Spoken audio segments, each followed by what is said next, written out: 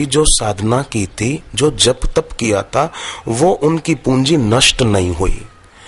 और यही कारण था, भागवत में कथा आती है ये कि हिरण के शरीर में भी उनको याद थी अपने पिछले जन्म की।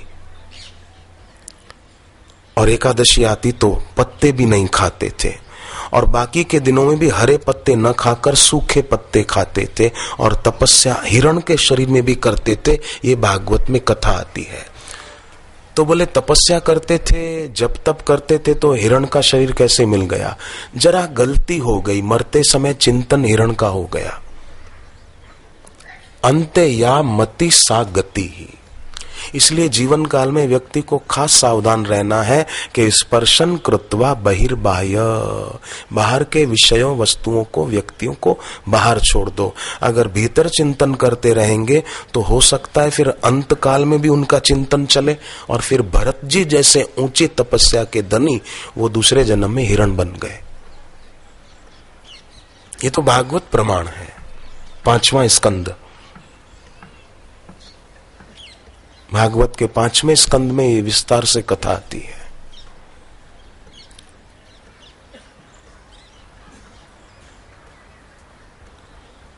तो खूब सजगता रखना होगी। और फिर ये कथा भी आती है, रघुगुण राजा थे, फिर अगले जन्म में जब हिरण का शरीर छूटा तो फिर वो अगले जन्म में संत बन गए।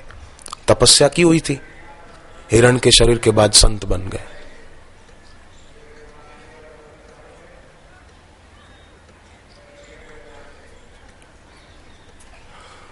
अब जो जिस हिरणी के बच्चे के मुंह में फंसे थे उसको अपने हाथ से घास खिलाते थे, उसके सिर पर हाथ घुमाते थे स्नेह से, वो हिरण जो था वो मरकर दूसरे जन्म में राजा बन गया। और जो राजा थे वो दूसरे जन्म में हिरण बन गए। हिरण तो बन गया राजा, और जो राजा थे वो हिरण बन गए।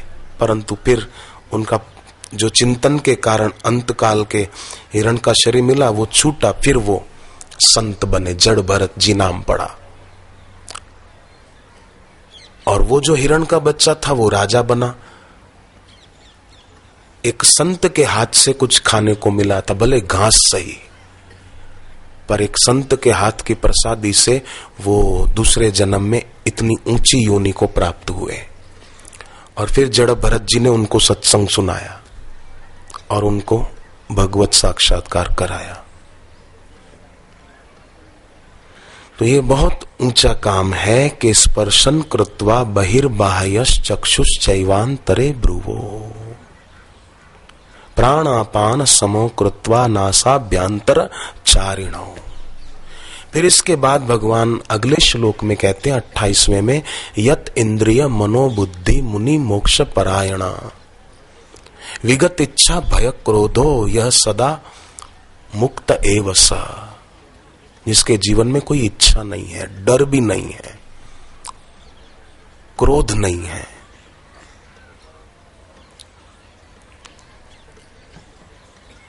यह सदा मुक्त एव स। तो हम थोड़ा ध्यान रखेंगे तो हमें और अधिक लाभ होगा। और गुरुदेव चाहते भी हैं, वे चाहते सब झोली भर लें, निज आत्मा का दर्शन कर ले। वे चाहते हैं तो फिर हम भी अपनी तैयारी दिखा रहे हैं और अधिक तत्परता से हम आगे चलें और निष्ठा रखें। ज्ञान लेने में क्या हर्ज है, ज्ञान लेने में क्या हर्ज है? बापू जी कमी क्या रखते हैं?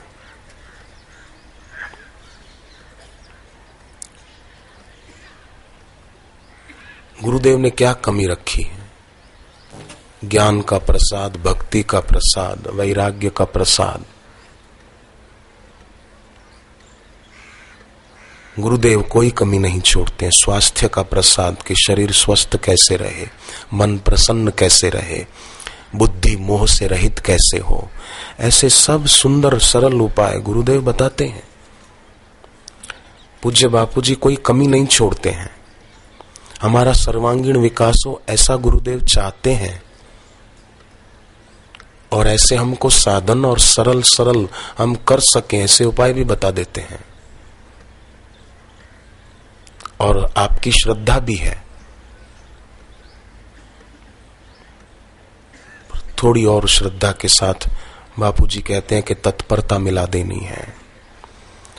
और पुराने संस्कार रूपी माया जो है वो बहुत जोर लगाती है।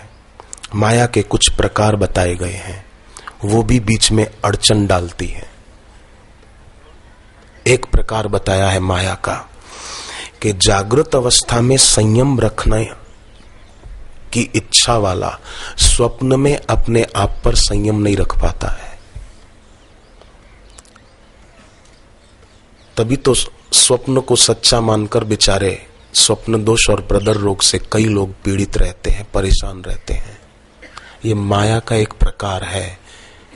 पुराने संस्कार इस जन्म के ही नहीं, पिछले जन्मों के भी हैं।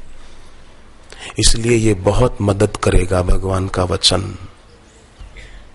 स्पर्शन कृत्वा बहिर्बाह्य चक्षुश्चैवान्तरे भ्रुवो।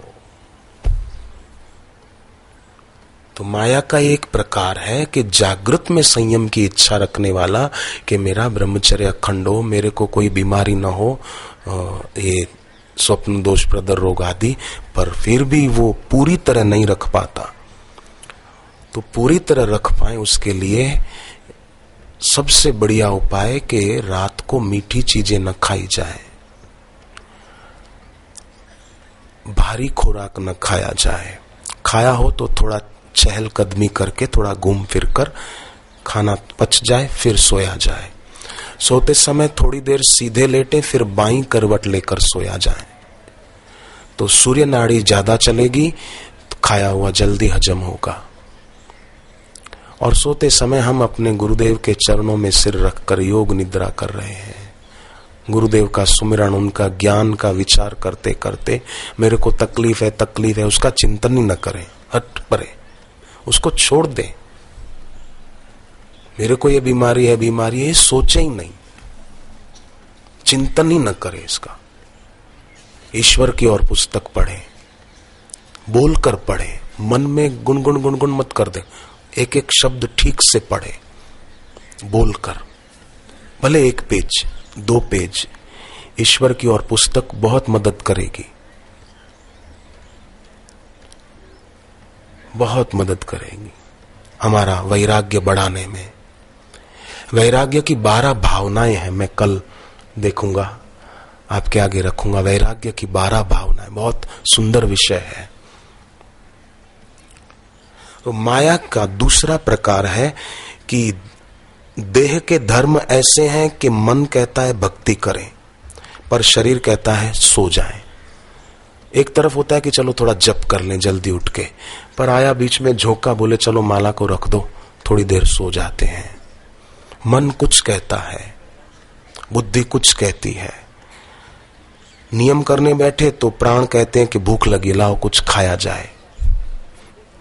तो ये अपना अपना जोर लगाते हैं, खींचते हैं।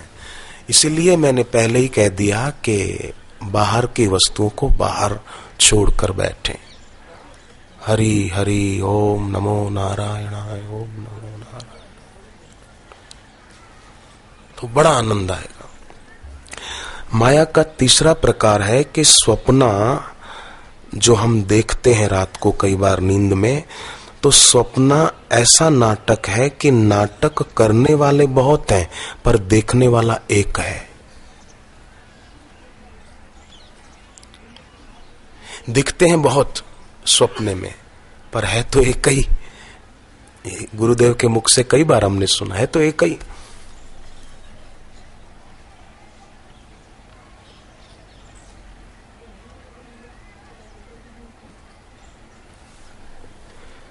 रात को सोने से पहले अगर करना चाहे तो, ये मैं करता नहीं हूं, पर अगर करना चाहे तो, जिनको स्वप्न दोष प्रदर रोग की बीमारी सताती हो, करना चाहे तो एक प्रयोग है कि रात को सोने से पहले थोड़ी मिनट शांत बैठकर ये चिंतन करें कि रात को अगर कोई स्वप्न आएगा तो उस समय भी मेरे को पता चलेगा कि ये स्वप्न है, सावधान, ये स्वप्न है, सावधान, ये स्वप्न है। मुझे स्वप्न देखते समय भी ये एक होश रहेगा कि ये स्वप्न है, कोई वस्तु व्यक्ति है नहीं, खाली स्वप्न है। ये अगर प्रगाढ़ चिंतन अगर हम करके सोएं दृढ़ता से, तो इससे एक दिन में नहीं, भले 2 दिन में नहीं, 3 दिन में नहीं, महीने में नहीं, पर धीरे धीरे आपका दृढ़ संकल्प उस समय भी जागृति बना देगा कि ये स्वप्न है।